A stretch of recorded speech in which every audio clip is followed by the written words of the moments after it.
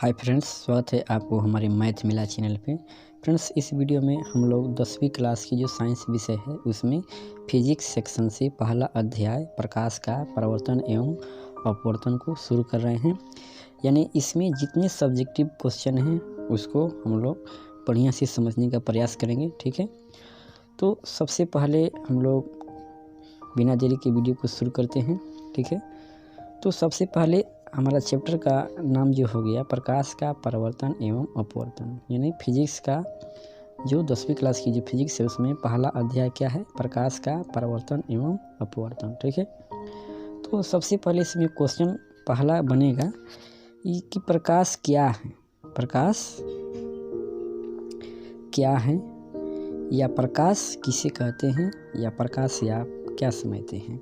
यानी क्वेश्चन को हम कई तरीक़ा से पूछ सकते हैं। ठीक है, लेकिन कभी कभी कन्फ्यूजन हमें हो जाता है कि प्रकाश क्या है, इसका उत्तर हम याद किए हैं लेकिन प्रकाश किसे कहते हैं ये क्या है हमें समझ में नहीं आ रहा है, या प्रकाश से आप क्या समझते हैं। ठीक है, यानी ये तीनों जो क्वेश्चंस है इसका एक ही आंसर होगा कि प्रकाश वह दृश्य विकिरण है जिसकी सहायता से हमें किसी वस्तु को देखने की सहानुभूति होती है। ठीक है, देखिए डिफिनेशन वैसा होना चाहिए जो आपको अपने दैनिक जीवन में आपको दिखाई दे। ठीक है, यानी आप उसे अच्छी तरह से समझ सकें। तो प्रकाश आप लोग जानते हैं कि जैसे मान लीजिए टॉर्च हो गया, टॉर्च का प्रकाश हो गया, या सूर्य का प्रकाश हो गया, या किसी दीपक का प्रकाश हो गया, उससे हम क्या करते हैं, तो उससे होता क्या है कि अंधेरा में जब हम टॉर्च को जलाते हैं तो हमें उससे किसी वस्तु को देखने की सहानुभूति होती है। यानी उससे जब प्रकाश निकलता है तो किसी वस्तु पर टकराता है और वस्तु से टकराने के बाद वह प्रकाश हमारी आँखों तक पहुंचता है और वह वस्तु हमें स्वतः दिखाई देने लगती है। ठीक है, यानी हम सिंपल परिभाषा में बोल सकते हैं कि प्रकाश वह दृश्य विकिरण है जिसकी सहायता से हमें किसी वस्तु को देखने की सहानुभूति होती है। ठीक है, इसके बाद इसका अगला क्वेश्चन बनेगा कि प्रकाश की क्या क्या विशेषताएं होती हैं। ठीक है, यानी 2 नंबर क्वेश्चन है कि प्रकाश की क्या विशेषताएं हैं। ठीक है, तो हम इस तरह से लिख सकते हैं कि प्रकाश की निम्नलिखित विशेषताएं हैं। ठीक है फ्रेंड्स, एग्जाम में लिखने के लिए सबसे आप बेटर तरीका को अपनाएं, उस तरीका से इस PDF को बनाया गया है। ठीक है, यानी हम इस तरह से लिख सकते हैं कि प्रकाश की निम्नलिखित विशेषताएं हैं। ठीक है, उसके बाद पहला जो है प्रकाश सरल रेखा पर गमन करती है, यानी प्रकाश का जो गमन पथ है, गमन करने का जो तरीका है वह सीधी गमन करती है। ये नहीं कि जिगजैग इस तरह से टेढ़ी मेढ़ी रेखा, इस तरह से प्रकाश गमन नहीं करती है, प्रकाश सीधी रेखा में गमन करती है। ठीक है, ये ऑब्जेक्टिव बनता है। ठीक है, उसके बाद है सेकेंड नंबर या दूसरा नंबर की निर्वात या शून्य में प्रकाश की चाल सबसे अधिक होती है। ठीक है, तो सबसे पहले हमें ये जानना जरूरी है कि निर्वात या शून्य क्या है। तो वह स्थान जहाँ कुछ भी न हो, यहाँ तक वहाँ हवा भी उपलब्ध न हो, तो उसे हम क्या बोलते हैं, निर्वात बोलते हैं, या शून्य कहिए, या उसे हम वैक्यूम भी बोलते हैं। ठीक है, तो निर्वात में सबसे अधिक चाल होती है प्रकाश की। ठीक है, उसके बाद अब ये सबसे ज़्यादा होती है तो कितना होती है, तो इसे हम 3 नंबर में इसे लिख दिए हैं कि प्रकाश का जो चाल है, निर्वात में प्रकाश की चाल 3 लाख किलोमीटर, ठीक है, 3 लाख किलोमीटर प्रति सेकेंड होती है। यानी 1 सेकेंड में प्रकाश जो है 3 लाख किलोमीटर की दूरी तय करती है। ठीक है, इसे हम इस तरह से भी लिख सकते हैं कि 3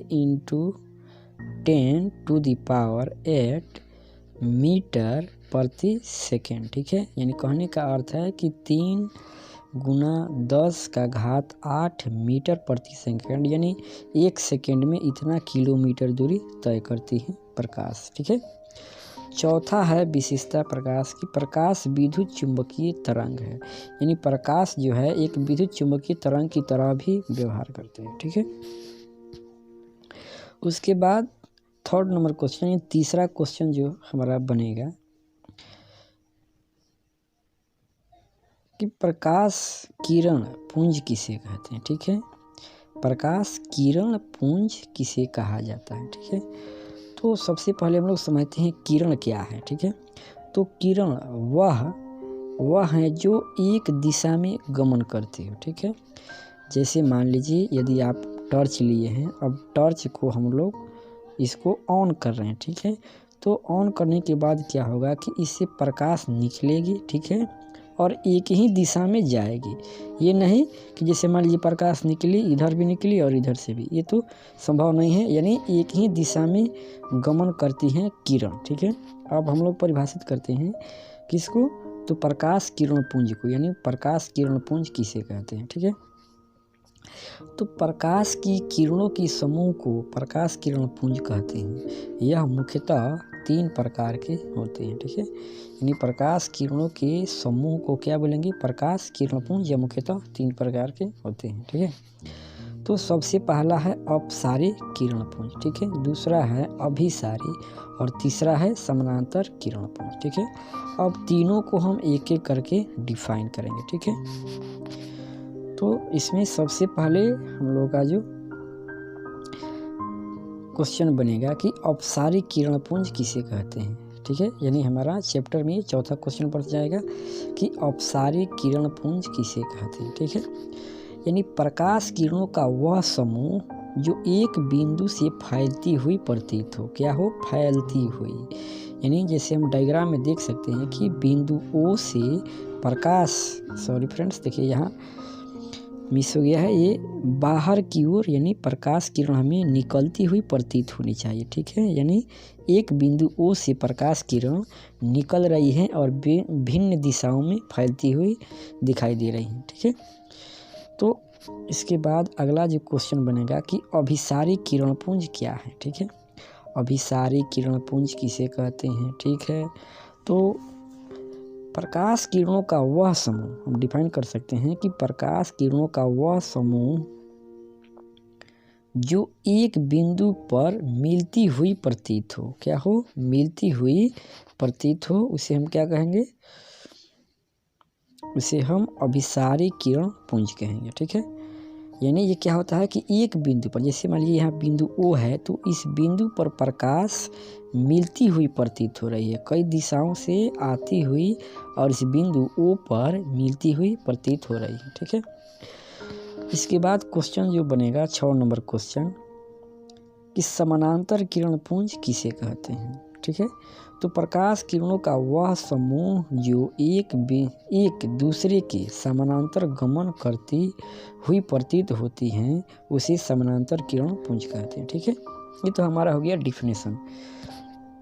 फ्रेंड्स, यदि आप समानांतर किरण पुंज नहीं जानते हैं किसे कहते हैं, तो उसको मैं यहाँ डिफाइन कर देता हूँ। जैसे मान लीजिए समानांतर किरण होने के लिए कम से कम 2 किरण होना चाहिए, और जैसे मान लीजिए 2 किरण हो गया, और इस किरण की जो बीच की दूरी है, ये दूरी प्रत्येक बिंदु पर एक समान होना चाहिए, यानी बराबर होना चाहिए। तब हम क्या कहेंगे, समानांतर किरण पुंज कहेंगे। जैसे मान लीजिए ये 2 हमने किरण जो खींचा है, ये दोनों क्या है, परस्पर समानांतर है, ठीक है। यदि हम एक और किरण यहाँ नीचे खींच दें इस तरह से, तो ये भी क्या है, समानांतर है, ठीक है। हमें देखना क्या है कि जैसे मान लीजिए ये इतना दूरी है, जैसे मान लीजिए ये 2 सेंटीमीटर हो गया, और ये यदि 1.5 सेंटीमीटर है, तो ये भी क्या है, समानांतर है। क्योंकि हमें इससे मतलब नहीं है, हमें मतलब क्या है कि ये दोनों जो किरण हैं, इसके बीच की जो ये दूरी है, हमें हर एक बिंदु पर, प्रत्येक बिंदु पर बराबर होना चाहिए। तो इसे क्या कहेंगे, समानांतर किरण कहेंगे। तो ये जो डायग्राम बनाया गया है, इसमें देखिए कि ये सब क्या है, एक ही दिशा में गमन करती हुई, और सबों के बीच क्या है, समान दूरी है, ठीक है। तो ये क्या है, समानांतर किरणों का समूह है। तो हम क्या बोल सकते हैं, समानांतर किरण पुंज, ठीक है। अब फ्रेंड्स, एक बात और आप लोगों को मैं बता दूं कि हमें इस समय तो हमें अच्छा लग रहा है कि हाँ याद हो गया, लेकिन कुछ दिनों के बाद होता क्या है कि अभिसारी किरण पुंज और अपसारी किरण पुंज में कन्फ्यूजन शुरू हो जाता है कि किसे हम अपसारी कहेंगे, किसे अभिसारी कहेंगे। तो उसके लिए मैं आप लोगों को एक सिंपल ट्रिक दे देता हूँ, ताकि हमेशा के लिए आप आसानी से उसे याद कर सकते हैं, ठीक है। जैसे मान लीजिए अपसारी किरण पुंज में क्या होता है कि अपसारी किरण पुंज, ठीक है। तो अपसारी किरणपुंज एक बिंदु से फैलती हुई प्रतीत होती है। क्या होती हैं? फैलती हुई प्रतीत होती हैं। ठीक है, अब देखिए ट्रिक क्या है कि अप, ठीक है, यानी प के बाद क्या आता है? प के बाद फ आता है। ठीक है, प के बाद फ, यानी अप प, इसमें अपसारी में प है तो यहाँ क्या याद रखेंगे? फ। ठीक है, यानी अपसारी में फैलेगी। ठीक है, उसके बाद है अभिसारी, तो अभिसारी लिखेंगे अभिसारी। ठीक है, तो फ्रेंड्स इसमें देखिए अभिसारी में क्या है? यहाँ भ है। ठीक है, और ये क्या होती है? मिलती है, एक बिंदु पर आकर क्या होती है? मिलती है। ठीक है, यानी इसमें भ के बाद क्या आएगा? म आएगा, यानी अभिसारी में भ के बाद म, यानी म का मतलब एक बिंदु पर प्रकाश किरण क्या होगी? मिलेगी। इस तरह से आप याद रख सकते हैं। ठीक है, तो आगे की क्वेश्चन हम लोग देख लेते हैं। तो फ्रेंड्स आगे की क्वेश्चन जो है 7 नंबर क्वेश्चन,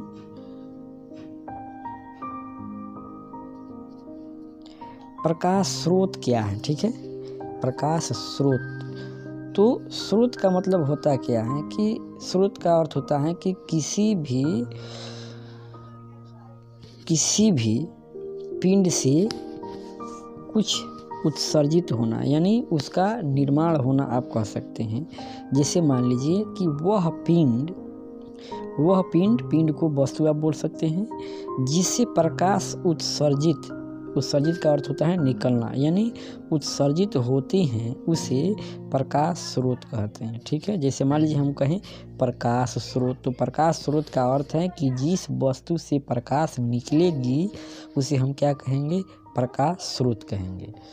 जैसे मान लीजिए कहा जाए भोजन का स्रोत, तो भोजन अब कहाँ से निकलता है? तो भोजन कहाँ से निकलता है?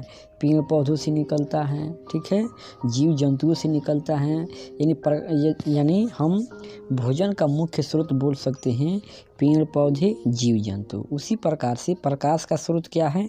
तो प्रकाश का स्रोत का अर्थ है कि जिससे प्रकाश निकलता है या प्रकाश निकलती है यानी उत्सर्जित होती है, उसे हम क्या कहेंगे? प्रकाश स्रोत कहेंगे। ठीक है, तो प्रकाश स्रोत को हम डिफाइन कर दिए। अब एग्जाम्पल में यहाँ देख लेते हैं कि प्रकाश स्रोत को हम लोग प्रदीप्त वस्तु भी कहते हैं। ठीक है, उसका दूसरा नाम बोल सकते हैं कि प्रदीप्त वस्तु कहा जाता है प्रकाश स्रोत को। ठीक है, यानी जिससे प्रकाश स्रोत निकलती है, प्रकाश उत्सर्जित होती है, उसे हम प्रदीप्त वस्तु भी कहते हैं।